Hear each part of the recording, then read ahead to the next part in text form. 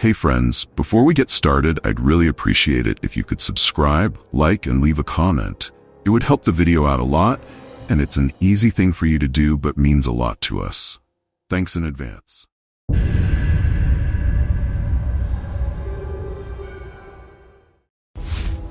Have you ever wondered what's happening underground in big cities? Go up 20 to 30 meters and life is buzzing. Day turns to night, and hundreds, maybe even thousands of people are going about their business. But down there, it's always night. Whether it's just full of machines and rats or not, that's exactly how I would start writing my book. If only this idea hadn't left me ages ago when I took this job temporarily. Now, 10 years later, I've given up on the hope of changing it. Every time I think I've gotten used to it, I realize I just can't.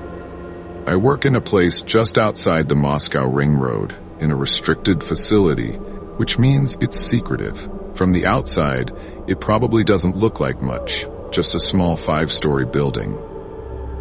The building looks like a school and still has that Soviet vibe, so I wouldn't be surprised if it really was a typical school design, just to keep things looking normal and save on labor. However, the top 5 floors are just the tip of the iceberg. There are actually 2 lower floors that are way bigger than the ones above. That's where all the equipment is and where the lab is located. Right now, only 3 floors are in use, and the 2 upper ones are hardly used at all, just filled with scribbled papers and some sandy junk. I don't think after everything I've just told you, I'll share that it's wise to mention something about my work. I'm not going to get into details about the labs down below. I already picture myself in this role. However, I work even lower than that. The thing is, below the 2 underground floors, there's a basement with utilities that stretch far into Moscow and even connect to the metro. My job is to keep an eye on those. When I responded to the job offer, I was surprised they were looking for someone with a higher education for the role of electrician, plumber, and security guard. I got paid a pretty decent sum for a job, and they were even willing to hire someone with no experience. Of course, I said yes. I could see myself living the easy life for the next few years. But when I first went down to the basement, I realized where the catch was. The tunnels, laid out back in the Soviet days, had no light sources at all. On the day we had to check them, which was once a month, I had to walk all the way to the subway connection and then back. It took nearly the whole day, and my partner wasn't allowed to help me. Plus, we were strictly forbidden from taking any pictures. Getting in and out of the subway and other city systems basically meant I had to enter and exit from the same spot. I wasn't allowed to take much gear, just the basics.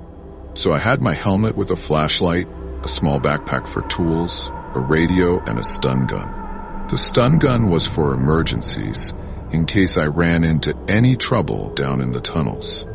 The instructions were clear. If I saw anyone suspicious in the tunnels, I had to turn off my helmet light, report it over the radio, and head back. In other words, if I saw someone in the tunnel, somehow they end up with the bums, the punks, or whoever else. It's not my job to smoke them out of there. My instructions told me to check the communications, like these huge wires that I have no idea what they're for. I'm supposed to report any breakdowns over the radio, then either start fixing it or call a crew. But calling a crew, as I found out later, wasn't exactly looked upon favorably by the higher-ups. It was the same deal with the pipes, but in that case, calling a crew was a must. There were also some weird things in the instructions that caught my eye right away. I was warned that I could get in trouble if I asked any questions about them, because everything related to them is, as a reminder, classified. One of the strange instructions said to never close the gates to the blind passages closer to the subway. Another one stated that if there were, and I quote, strong overlapping signal interference in the radio devices, we had to stop our patrol and head back. And if we had already covered more than half the distance, we just had to stay put and wait for help. There was a lot like this, but these two instructions seemed weird to me right from the start. I'll share some of my experiences that made me try to switch jobs multiple times, all while questioning my mental health. The first time, I remember it pretty clearly. I got a quick rundown of the workplace, and the stairs led down to a small, really rundown and dusty room. There was a chair in there, but to the left, the elevator shaft was bricked up. It was pretty strange since there was no elevator. At the far right end of the room, there was a small, narrow corridor led to a huge canal where massive pipes were laid out. The pipes were set below the canal entrance, and above them was a metal walkway, kind of like the ones you find under the roofs in shopping malls. The pipes continued along the canal for about 50 more meters before reaching a bunker with a heavy iron door, always lit by a construction light that was the only source of light in the canal. To the left of the bunker, there was another heavy iron door that led to The workspace looked like a typical security guard's booth, with monitors showing data from pressure and voltage sensors in the tunnel, plus a couple of cameras set up at key spots. There was a bed, a couple of medium-sized metal boxes, and one big one. Aside from the huge iron door, the musty smell, and no windows, it was actually a pretty cozy spot. Right across from the booth, or to the right of the bunker, was the entrance to the tunnel, which didn't have a door leading into that same metal walkway. Right across from the entrance to the channel, there was this massive door leading into the same tunnels, but it wouldn't budge. It was big enough to fit a tank through, and I couldn't figure out why they needed such a huge entrance. I also met the guy at the checkpoint who was on duty with my radio. He was an older guy with gray hair and a funny little mustache. We exchanged a few words, and during our chat, he seemed a bit down. I was watching this, and it made me a bit uneasy. The next 2 days, I spent in a little room, keeping an eye on the readings through my fingers. But on the third day, one of the screens started going crazy, and that's when my first trip began. The screen showed that there was an unusually high load on one of the lines, so I immediately switched on my radio. Control point. Do you copy? Loud and clear. Go ahead. I've got a load of 120 amps on line 4. Copy that. Load short circuit on line 4, 350 amps. Copy? I didn't catch that. Is everything okay? Over. Hey Sergey, what if... Vadim only broke the formal tone when he spoke to the guard at the checkpoint we had seen before. You need to go check it out now, but my advice is to wait until things calm down a bit. Then go. Got it? The checkpoint's done. I finished my conversation and the pressure eased up after an hour. For the first time, I was ready to head deeper into the tunnel. I was actually in a good mood for 2 reasons. I was getting really bored sitting around for the 3rd day doing nothing, and I was finally ready to get back to my main job. I threw my backpack over my shoulder and I put on my helmet, clicked on my flashlight, stepped out of my little room, and closed the door behind me. I reported in at the checkpoint, and the duty officer confirmed my exit. I walked over to the tunnel, more like stood there, really. The flashlight lit up the darkness, but all I could see were the walls. Ahead was just pitch black. For the first time, I was standing there alone, away from people. Somewhere far off, something was buzzing, but in the silence, my ears were still ringing. It was quiet enough for me to hear my own breathing, and the tunnel's darkness didn't seem that interesting anymore. Something inside me. The second I heard that loud screech, my mind was racing with thoughts of just saying screw it and quitting this job. I really didn't want to turn my back on the tunnel any more than I wanted to walk into it. But eventually, I got a grip on myself and decided to keep going. After a couple 100 meters, the metal bridge ended, and I was trudging through this dusty area that absolutely reeked of dampness and dirt. I had to cover my face with my sleeve to avoid coughing every 2 steps, But after a few minutes, my body got used to it. I got to the spot where things went wrong, and it was a total mess. A bunch of wires were chewed up, and it looked like there were bite marks. Definitely human, but way bigger. The insulation was destroyed, but the wires were untouched. I radioed in to report everything and asked them to cut the power, but they told me to just wait. So I took off my backpack, sat on it, and lit a smoke. About 10 minutes later, they cut the power. While I was wrapping the wires in a couple of layers, I noticed a weird lump by the wall. The slime looked more like some weird mushroom. After I finished wrapping up the wiring, I kicked it a bit, and suddenly, about 300 meters away, there was a loud thud like an old bag had dropped to the ground. Something told me I needed to run, and fast, so that's exactly what I did, leaving my backpack with all my stuff right there. I was already out of breath when I finally reached the little room in the tunnel and realized I had lost my backpack. I reported it at the checkpoint, and the next day my boss really laid into me and threatened to give me a warning. But I wrote an explanation. We fell behind pretty quickly, and when I remembered what Ilyich said about the workload, everything started shaking, so I'd see something interesting if I went there right away.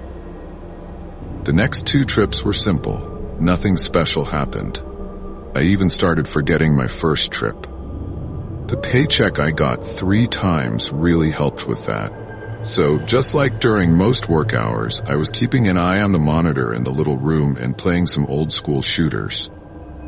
Internet access wasn't banned, but my phone was off limits. So, to keep things interesting, I loaded up some games that matched the local computer.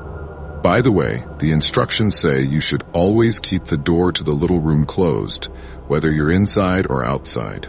Ilyich has hinted more than once that following the instructions is definitely worth it. So here I am, finishing off the last of the enemy monsters, and suddenly I notice something's off. I paused the game, and sure enough, one of the sounds was still there. I started listening closely, and it sounded like it was coming from behind the wall, kind of quiet, with a tapping noise. The source was definitely in the wall. I was moving around like I was crawling inside, not sure what was messing with me then. So I knocked on the wall, and that's when all hell broke loose. The knocking suddenly started getting louder, and was moving along the wall towards the door, 1 knock at a time. The last few knocks were so hard that plaster started falling from the ceiling and the lights were flickering. I got super scared and grabbed a taser from the table, huddling in the corner. But after the last knock, everything went silent. I sat there for a couple of seconds, still hugging myself. I was in shock, my heart racing, slowly starting to come to my senses. Just as I decided to get up, I heard footsteps. Well, not so much heard them as felt them. The floor was faintly vibrating, as if something heavy was moving through the pipes. From the sounds, it seemed to stop right next to the door to the little room. I needed to call the checkpoint urgently, but I was too scared to even move, let alone speak. Suddenly, I heard scratching at the door, really low down, but it sounded like a whole bunch of claws scratching at once. Then the noise paused for a second, and something was at the door. The impact hit hard, so hard that one of the bulbs in the small room went out, and a whole chunk of plaster fell from the ceiling. That's when the panic kicked in. I grabbed the radio and started rambling on about nonsense, begging them to understand what was happening. Meanwhile, the door slammed a couple more times, and then there was complete silence. About 10 minutes later, the door opened from the other side, and in walked a pretty badass squad of cops, along with a serious, frowning guy named Ilyich, who was the only one keeping his cool. When we checked the door, we found a whole pile of dead rats at the bottom. Based on the blood and the scratched up paws, it looked like they really wanted to get to the other side. There was also a big dent in the door, but since it was made of solid iron and as thick as a safe door, Whatever made that dent must have been huge. We didn't find anything else, and after that incident, I decided to start looking for a new job. I really didn't want to go back into those tunnels. After that incident, Ilyich went completely silent, like a corpse. No matter how hard I tried to get something out of him, all he said was that the cameras didn't capture anything, which meant it was probably just a collapse. But come on, a collapse in an artificial canal, right? And it was hitting the door vertically with no debris around. I had no clue what was going on, but that's what all the documents said. So I decided to review the footage from all the cameras, but of course, there was absolutely nothing on them. Should I even mention that I still haven't found that work? My fourth attempt was a total bust. I followed the schedule and headed into the tunnel, holding on to my shocker tightly this time. During my second trip, I bought a construction respirator to make it easier to breathe in all that dust, so I was able to keep going without stopping every 100 meters to catch my breath and cough. I got really close to the metro connection when I noticed one of the blind passages. A light breeze was coming from it, but it was chilling me to the bone. That definitely didn't seem right, so I reported it at the checkpoint. I wish I hadn't done that because I was told right away to go check for any open exits, so I headed out. The further I went, the stronger the wind got, and the colder I became. By the time my hands were really starting to shake, I began to hear what sounded like whispers in the wind. The farther I walked, the less I heard the wind, and the whispers got louder. There were a ton of voices all whispering something, and they were really persistent, but I was so cold that I didn't think about it too much. Near the end of the passage, I turned a corner and noticed something. Around that corner, the whole passage was covered in strange stick drawings. I figured they were some odd runes or symbols, but all I really saw was a bunch of sticks drawn with whatever. Chalk, dirt, some dark brown stuff, just scratched into the walls and the insulation of the wires. As I got closer to the turn, my helmet light suddenly went out, and at the same time, I felt someone watching me. By that point, I was freezing, so I fumbled with stiff fingers to grab my flashlight from my belt and turned it on. I was walking straight ahead when I saw something in the light of the lantern. I don't even know how to describe it. Tiny black holes instead of eyes, more like nostrils, a round head without any features, just folds of skin. It was staring at me, unblinking, and I felt this overwhelming weakness all over my body. I was getting colder and just wanted to lie down and sleep. My mind had already painted a picture of me curling up on the tunnel floor, trying to warm myself, and drifting off to sleep while this creature approached me. Sleeping. It started to freak me out with this thought, giving me chills and a strange sense of comfort at the same time. It might have ended there, but then the radio suddenly clicked, and I heard Ilyic's voice. "Where have you guys gone? Did you find the source of the wind?" The lights started flickering, and at that moment, the creature was right in front of my face. Then it vanished. Both lights came back on like nothing had happened, and the wind just stopped. I turned off my flashlight manually, tucked it away, and kept staring into the emptiness. I pulled out the radio, and my voice came through. It was like it belonged to a completely different person. The wind had died down, and I couldn't find a source of light. After that, I leaned against the tunnel wall and lit a cigarette to warm up. I was shaking, and the scene kept replaying in my head, where I was dozing off. After finishing my smoke, I decided to walk to the turn just to make sure the danger had passed and I could safely head back. The flashlight revealed a dead end, all marked up with little lines, and in the middle was a circle drawn in chalk with a desiccated human corpse curled up like an embryo inside it. I could smell death in the air, and it hit me hard again, but this time I felt really nauseous. I thought about what could have happened to me if it weren't for the radio. I almost died. This wasn't just someone knocking on the door or weird noises. This was real life and death danger. I couldn't stop myself from feeling sick, and I was completely drained of energy. I stepped away from the corner so I wouldn't have to see the body, and I grabbed the radio again. KPP, this is Rub. Call the police. Seryoja, you just make sure you get back here fast. This is the second time, and Ilyich called me by my name. I was coming back like I was in a dream, seeing shadows everywhere and imagining all sorts of creepy things, trying hard not to look back.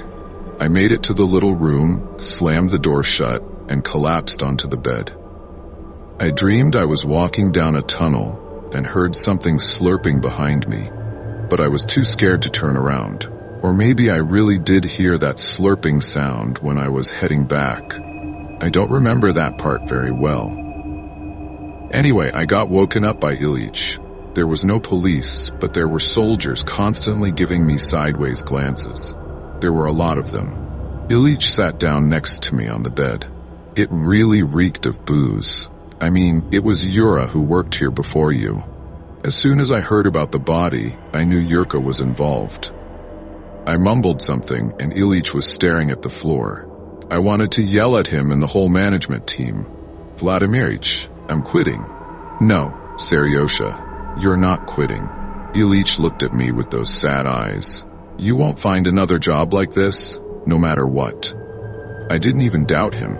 I just got up and went home to sleep. The next day, I was called into the office and got fired. I got a pretty hefty bonus. Plus, they gave me a week off to recover from the shock.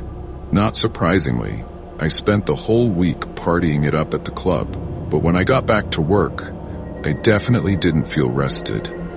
Now, pretty much every night, I dream about falling asleep in that tunnel. That morning, I had a feeling the day was going to be rough, and I really didn't want to go to work, even though the day hadn't officially started yet. My worries were confirmed as soon as I got there. The monitor showed a serious drop in pressure in the pipes at the end of the tunnel nearby. I got in touch with the checkpoint from the subway, and they told me to head over. As usual, I got ready and plunged back into the darkness of the tunnels. Halfway down, I started hearing rustling sounds above me, which made me pick up the pace. But the rustling kept following me, like someone was pushing paper through pipes along the tunnel walls with a long pole. Then a rat darted in front of me, making me jump. And when I jerked my flashlight out, I caught a glimpse of a strange shadow in the dark. I put my hand on my stun gun, and my mind started racing again. During my last meeting in the blind alley, I kept moving forward and suddenly realized that something was rustling right above me in the tunnel. I tried not to look up and convinced myself it was just rats, so I pressed on. Luckily, the noise turned into a sort of drama, and I calmed down a bit. Once I reached the pipe I was looking for, I started examining it while nervously glancing back at the dark emptiness of the tunnel. The pipes were already blocked off, but a lot of things about it seemed strange to me. First of all, considering the size of the pipe, there should have been something massive where I was standing.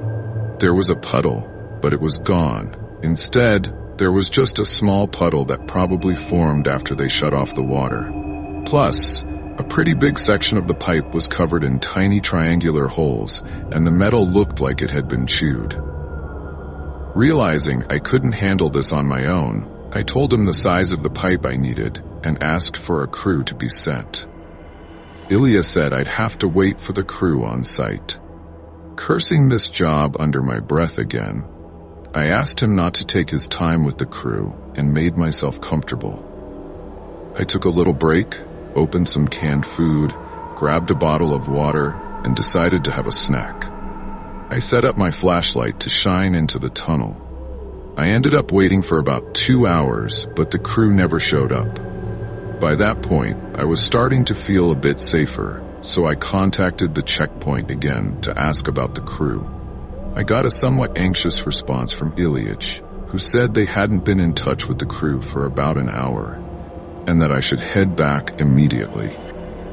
I remembered the commotion I had seen in the tunnel. I had a moment where I caught my breath, gathering myself after resting, and started back at a pretty brisk pace. I didn't hear any rustling or anything weird on the way back, but that didn't make it any easier. Then, about halfway back, I started hearing noises again, and I stumbled upon a scene that was not for the faint of heart. There were random chunks of pipe sticking out of the ground, and haphazardly strung between them were pieces of meat, literally chewed up beyond recognition, along with scraps of skin and guts. It was gruesome. There wasn't a drop of blood, and I just stood there frozen, taking it all in. The stench was horrific, and I felt like I was about to puke right then and there. After that, I bolted out of there as fast as I could. What really got to me was seeing a piece of lung hanging on a stick as I ran past. Fear completely took over my mind this time, and I ran without looking back. I hardly even noticed when I was almost at the tunnel's exit, and my flashlight suddenly picked up a tall, dark figure with some seriously unsettling proportions. I didn't have time to figure out what was happening and just kept running. I ran straight through it, and it felt like boiling water splashed all over my face and exposed skin. I couldn't help but scream and sprint away even faster, feeling blisters forming on my arms right at the tunnel entrance. All I managed to do was hit the button on my radio and shout something incoherent into it before I passed out. I woke up in the hospital, and it turned out I had been out for 12 hours. But it felt like just 2 seconds ago I had bolted out of that tunnel. Now I'm lying in the burn unit, and the doctors say my eyes are a miracle. Ilich came by and brought a letter from the higher-ups. It had another order and a bonus, plus instructions not to share with the medical staff how the injuries were sustained. Ilich stayed with me for a bit and said I was the first one to last this long on the job, and maybe someone up there is watching over me. But honestly, I think the ones keeping an eye on me are from a totally different place.